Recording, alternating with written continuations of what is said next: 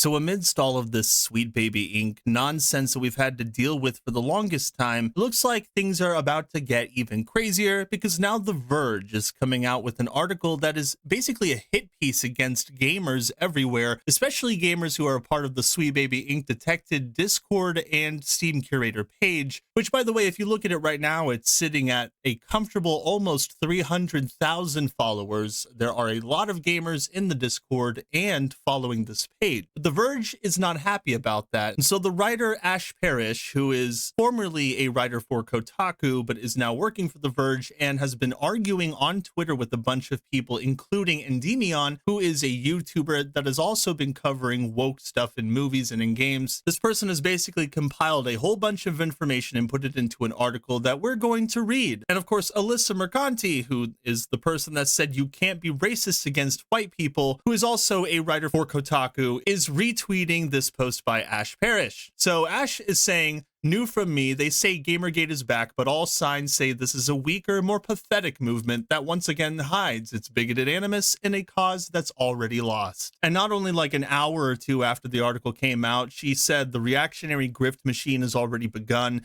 The YouTubers and the Twitch streamers will make their videos with their graphic design as my passion thumbnails. They'll monetize this outrage for ad dollars before going on to the next, and it will mean nothing. Well, I think the last time somebody thought that it would mean nothing to try and cancel somebody like Kabrutus, it turns out that it actually meant something, since now that Steam Curator page has 300k followers, but who am I to judge? What I see here is a reporter that loves the negative attention, which is probably why they wrote an article like this. The return of Gamergate is smaller and sadder. This is from The Verge. It's in their archives. So this is their newest article about gamers. All right, specifically white male gamers, you'll find as we read along. We're not going to read the whole thing because it's one of those ridiculously long Hollywood Reporter style articles that has a whole bunch of information and very little truth in it. The Discord server at the center of Gamergate 2.0 is in some respects like any other online community. While I was there, I observed people talking about their day, their jobs, and their interests, so it sounds like just another Discord. Its members streamed themselves playing Bejeweled and showed off their personal video game development projects, but one chat room over, the server was filled with racist memes, sexist and ableist slurs, anti-Semitic messages, and incitations of violence against women and people of color. And at the center of it all was one video game narrative development company, Sweet Baby Inc. So right in the first paragraph, she's calling gamers, especially the ones inside of the Discord for Sweet Baby Inc. Detected, they're calling them all sexist, ableists, anti-Semites, racists. I mean, you've got to be kidding me. But that's how they start their article. I mean, they're starting it talking about a Discord server with probably thousands of people in it. I don't know if you've seen that Discord server, but chat in this channel is very active. I mean, you got maybe, 10 people saying something every minute. So people are pretty active in here. There's a lot to say. And this person was in this Discord, apparently observing and lurking. She said that the harassment campaign against Sweet Baby echoes the Gamergate movement of 10 years ago, once again targeting women, people of color, and journalists in the games industry. I read this article, and what I noticed that the most important fact that was omitted from all of this was the fact that Sweet Baby Inc. employees conducted a harassment campaign against Kabrutus, who was just a user outside of the United States who decided to make a Steam Curator page. That backfired, and that's exactly why you have 300,000 people following that page and following Kabrutus, which is a fact, of course, they omit from this. Talks about Kabrutus's interview with Geeks and Gamers. It's honestly one of the most mindless and beaten to death articles that you could read. It's horrible. It omits a bunch of facts. It's not truthful, and it has a clear bias against gamers, specifically white male gamers, which is something that they also omit from this article when it comes to the CEO of Sweet Baby Inc., who said herself that she thinks that white male gamers specifically are a bunch of whiny babies. They're whiny, picky babies. They don't say that in this article. They do mention Kyle Rowley's tweet saying that it's absolutely not true in response to Saga Anderson being changed specifically because she was black. But it says in another interview that that's exactly what they wanted to do with Saga Anderson in the Alan Wake 2 video game. They wanted a core character to be black so that they could be equal to the white character in the game. They said that. I wouldn't even take Kyle Rowley's word over that. We're just tired of seeing people's creative visions being butchered in order to add something that's not even necessary or asked for, wrote XYNJY, a moderator for the Discord server, in a DM conversation, which is a perfectly reasonable take.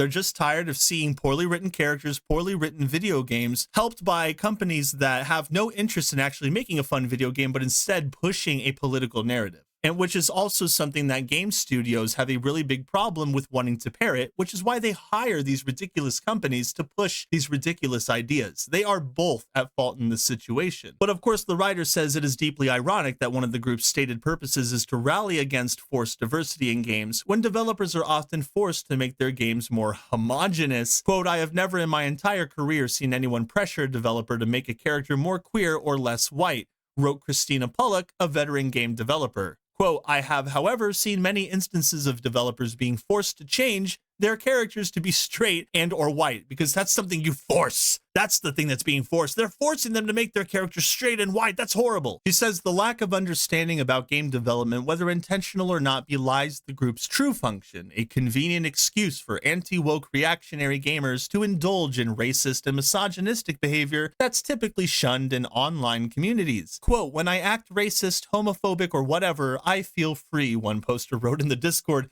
Which, by the way, that sounds like a completely trollish post. That doesn't sound like someone that is being serious. But of course, that's the message that they pull from this, in an ever-flowing chat that is still going on. I mean, people are constantly talking in this.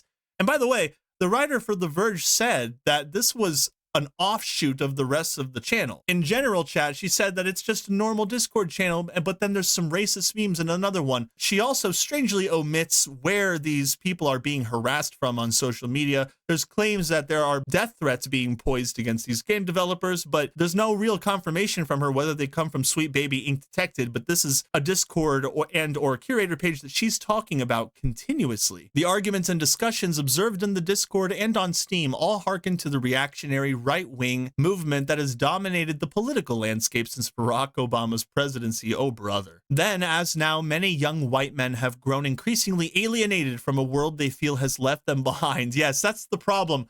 White men feel alienated, and so their rage has increased. They've grown increasingly agitated and upset and angry because society has left them behind. And she says a supposed de-emphasis of white males in pop culture in favor of women, people of color, and queer people exacerbated this alienation, especially in video games. So what she's basically saying is whites are racist and they're mad that they're being pushed out of video games, and so they're lashing out. She's basically just accusing anybody that speaks out about this entire situation that doesn't align with her views as a racist. What this really does harken back to, if anything, is one of my latest videos in which I describe and show off weird ghosts, in which on their gaming website, where they're supposed to be involved in gaming, they talk about decolonization and white settlers that need to be removed from the gaming space, like a self-inflicted wound. It's the strangest thing, and that's exactly what I see here. These reporters, they believe in this sort of thing, and they believe in pushing white male gamers out of a space, being condescending and making themselves to look more racist than the people that they accuse of that very thing. She says statistically white men still dominate the video game space in terms of who is playing, making, starring, and writing about games, but the landscape is changing. Companies are putting a greater effort in diversifying their games, and look where that's gotten them. Look at Suicide Squad Kill the Justice League. Has that game been successful? I don't think so. She says games media is more likely to call out when diversity is absent or done poorly, and the kinds of antisocial behaviors that were once the hallmark of gaming culture are becoming less and less tolerated. As a result, Cabrutus and his followers feel disenfranchised. It sounds like a person that does not play video games and has no interest in understanding the feelings that gamers have. They literally just see this through one single lens, and that is through the bastardization of the perception of gamers. Quote, we're in an age where if you don't want to see BLM or pride flag in a game, you're a bigot, wrote a member of the Discord, where if you care that the women in games have big you-know-whats, while there are giant muscular shirtless dudes, you're a misogynist. And that's exactly what these players have been called by Sweet Baby Inc. themselves. I mean, Sweet Baby Inc. came out and just called people Nazis, including Asmongold and Capcom for hosting them. It's ridiculous. But she says in order to regain some semblance of control, the members of that Discord have chosen to attack something that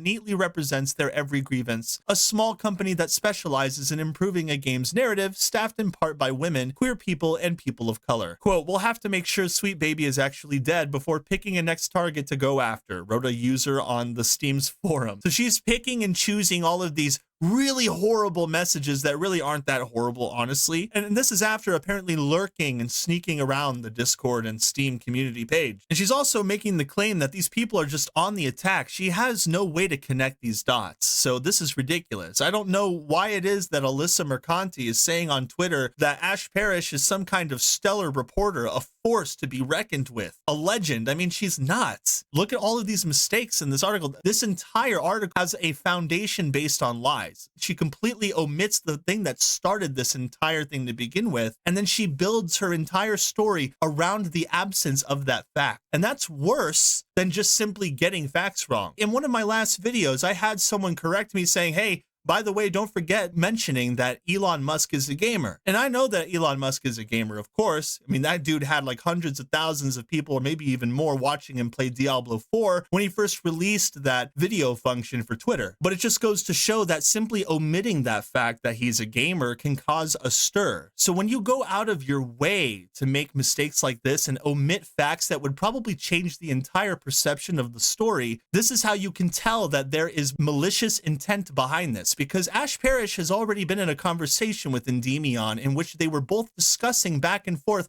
hey, Kabrutus was harassed with this happened to him, it backfired, and this is why so many people are following this. And the media just keeps coming out and denying that this is true. Ash Parrish saw this. She was talking about this with Endymion on Twitter. So she knows the facts, but she's omitting them willfully. And that's for a reason, and that is interesting. But the worst part of this article, the worst thing that she says here, which is supposed to be her magnum opus, her ultimate revelation that proves that gamers are the toxic people that she's calling them, she uses something that doesn't make any sense at all. She says something that is completely mindless and has no connection to the story whatsoever. But here it goes. This is in response to something that somebody says, there are lots of emotions and passion bottled up from being silenced for an extended period of time. Everybody's venting their frustration. So she says in response, that doesn't mean the group is harmless. She's talking about Sweet Baby Ink Detected Discord. She says 10 years ago, Gamergate unleashed a wave of harassment targeting women, journalists, and people of color. So because of that, it created the template for a kind of violent right-wing internet culture that persists to this day. And the guise of ethics in games journalism, thin as it was, allowed the movement to shield its true aims.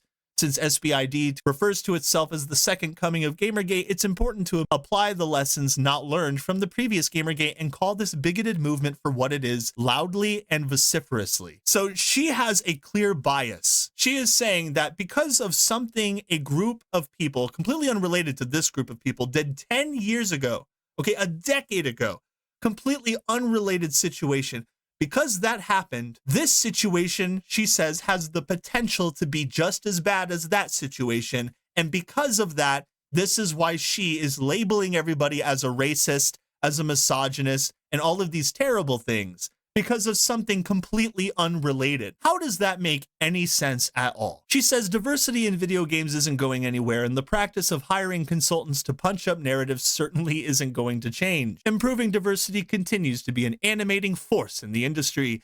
Xbox, Nintendo, and Sony have made DEI a core part of their business with commitments to diversify not only their workforces, but their games as well. Yeah, gamers have taken a notice to this, and that's exactly why they're pushing back. But you clearly have a bias against gamers. I mean, this is a bad faith article through and through. From the very beginning, she was calling people racist and misogynist. In the very first paragraph, I mean, she even says in this article that Elon Musk and Asmongold are partially to blame for this harassment as well. That should tell you something. And she also goes on to lie, saying that Steam has apparently taken some action against SBID, so I guess she didn't do her research. As of publication, the vast majority of the SBID's Steam discussion forum, 100 pages worth of threads, have been deleted and existing threads are currently locked. Yeah, so Steam came at him saying, hey, we might have to delete your page based on what is here. And so he took it upon himself to delete these 100 pages of threads. But then Steam came out and said, hey, it's all good. You're not going to go anywhere. So Steam sided with Sweet Baby Ink Detected. But she's saying that this whole thing is quickly fizzling out, because she failed to do her research, so she thinks that Steam is on their side. They're not. They're not on your side. They are on Kabrutus' side. Meanwhile, Sweet Baby's clients are sticking with the company. Yeah, And that's exactly what Cabrutus's page is making light of, which is why we're going to be able to keep track of anything Sweet Baby Inc. related. But this is that supposed stellar reporting that Alyssa Mercanti, who says that you can't be racist against white people, was saying that this reporter has. And honestly, I see so many problems with this article that just paints a false narrative, making gamers look like these horrible villains that are conducting all of these harassment campaigns against both journalists and game developers. The reason that this whole thing started was because an innocent person who was completely unrelated to the matter was harassed by an employee of that company. So this started all because of that, and now they're taking completely unrelated events and they're trying to conflate them with a page that has nothing to do with those events. There's no way to prove that any of these things are related, but they're going to paint gamers as the villains when it is very clear that people have an understanding of what's really going on behind the scenes with gaming. These journalists claim to be so adamant about the facts that they have no understanding of the nuance. They can't read between the lines because the facts matter so much to them. But then when it comes down to it, when it's their responsibility to push out an article that has the facts on the table for everybody to see, they completely omit the ones that would change the perception of that story. The facts that matter in the end, those are the ones that they omit because at the end of the day, they want to defend these people. They don't want to tell you the truth. They want to paint gamers, specifically white male gamers, they want to paint those people as villains for some strange reason. And I can only assume it has something to do with the idea of decolonization. These people have been in conversations with a whole bunch of reasonable folk who just want the political nonsense to stop being injected into video games in such a radical way that seems forced down people's throats. But until that lesson is learned, people are going to still talk about this. No matter how mad Ash Parrish gets that people are talking about it. I hope you guys enjoyed this video. If you haven't had the chance to share it with your friends and hit that like button, that would be awesome. And hey, if you're feeling ultra spicy, consider subscribing to my channel so that you're always up to date on what kind of thing I've got going on. I look forward to seeing you all in the next one. Later. Meow, meow.